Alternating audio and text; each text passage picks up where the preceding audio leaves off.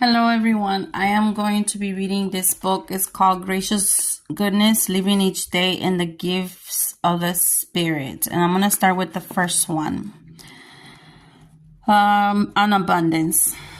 We have all benefited from the rich blessings He brought to us, blessings upon blessings heaped upon us, as it says John 1:16. Astronomers tell us there are between 50 billion and 100 billion stars in our galaxy. 1 billion is 1,000 million. What's more, there are about an estimate of 50 billion galaxies in the universe, the known universe, that is.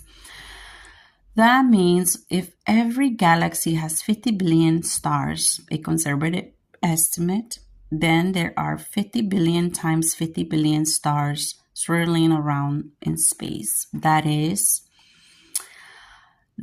a heck of a lot of stars. From the sheer number of stars alone, it is pretty obvious our God is a God of abundance. It seems that when it came to creating stars, at least God got carried away.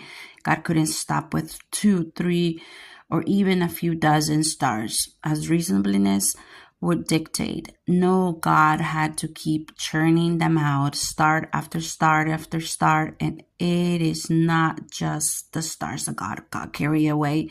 The numbers are just as mind-boggling when it comes to other things God made, like grains of sand, snowflakes, orchids, bees. God's apparent lack of restraint when it comes to creating things is but a symptom of a deeper problem. God lacks restraint when it comes to loving, too. In fact, God is most unrestrained when it comes to loving. Put it another way, God cannot love except abundantly. Isn't that what Jesus was all about? Jesus' life was one big show and tell about God's abundant love. What is the parable of the prodigal son, for example, but a proclamation of the abundant love of God?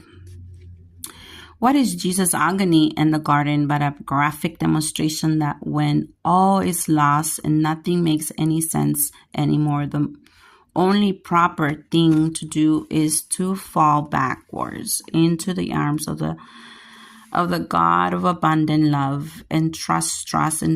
We are meant to love abundantly, just as God loves, with sweeping gestures, so that Max, as if there were no tomorrow. In her book, The Writing Life, Annie Diller says, one of the few things I know about writing is this: spend it all